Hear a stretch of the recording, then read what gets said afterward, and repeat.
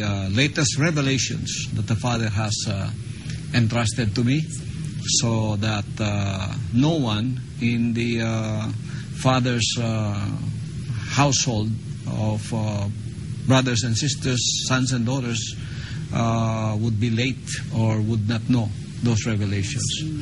So after that, the Father saw to it that I would really have to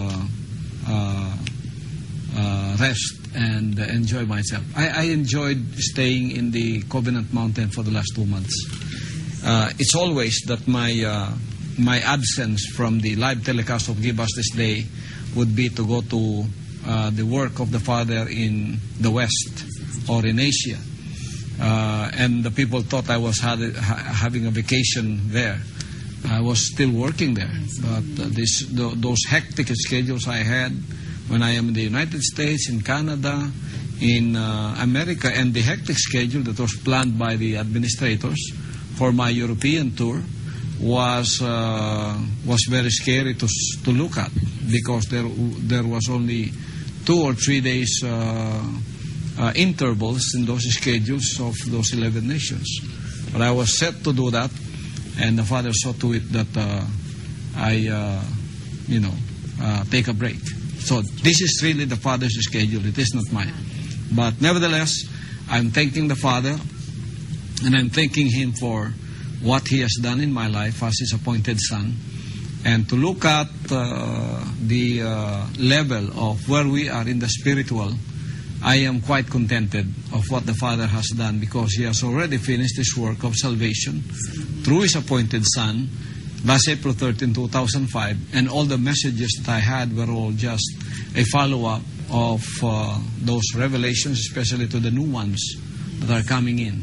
So for the past 2 months, I was at the prayer mountain, at the glory mountain, just walking, and the fellowship that I had with the Almighty Father, just me and Him, like in those 5 years that I was there, was quite wonderful. And I will ask the Almighty Father again that in the coming years of my life, that He will again, give me the time to have a sabbatical again. Of course, it is not for me to decide. It is for the Father to decide about that. We just make our plans every year, and it is the Father that would change that if He wants. Like, for example, when in 2003, you remember? Yes. When the Father told me, now you can come home. Your work is finished. I thought I can make my own schedule already. So I had this schedule to go to Washington, to go to Hawaii, to go into those places. And I went there, without waiting for the final, authority from the Almighty Father, whatever it is that probably He wanted me to do after that, I didn't wait for that. I thought I was already free. But when I went there, that is when I heard His voice. To hear Him say, you have to leave, you have to go back. Yes. And I was already there. All those schedules did not materialize. I had to go back right away. So, you see, the word that says, the steps of a righteous man are ordered by the Lord. Can you read that for us, Cecil? Yes, Pastor. Psalm chapter 37, verse 23 reads, the steps of a good man are ordered by the Lord, and He delighted in His way. And He delighted in His way. So, this is a good example of how the Lord orders the steps of His Son. So it's not really me. I just plan it. The administrators are helping me plan my schedule. But even then, those are not final. We are always open for the intervention of the Almighty Father in those schedules, as I had in my sabbatical. And I plan to extend it again for another month. So I said to some of my closest administrators, like Sister Ingrid, and some of the administrators abroad, asking me when I would, break my sabbatical. I said, I think in August. But see, it's not me again to decide. But if I was, if it was my will, then I would be here in August 15 pa. But look, it was the Father again who cut short my plan again to extend it for a month. But after more than 2 months, I'm here again. Praise the Father. Praise the Father's name. Yes. It was really a very pleasant surprise for everybody, Pastor, when you decided to come in live today. And Pastor, you also mentioned that it was your first time to stay longer in the Covenant Mountain, the Garden of Eden restored, and you're enjoying your stay. Can you believe that? Yes, the Covenant Mountain was created last way back to the year 1999, almost the end of 1999, and it was erected in just 6 months. All of it was created in 6 months. Everything you see there was up in 6 months.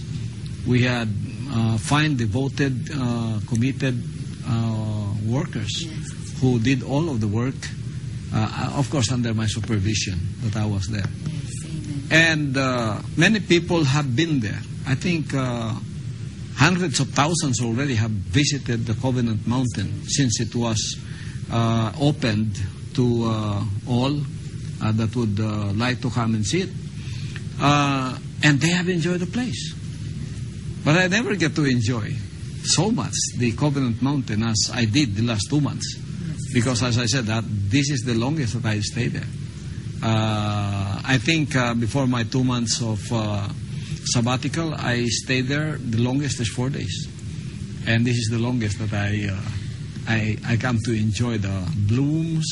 I come to enjoy every corner and nook of the Prayer Mountain, and including the Glory Mountain.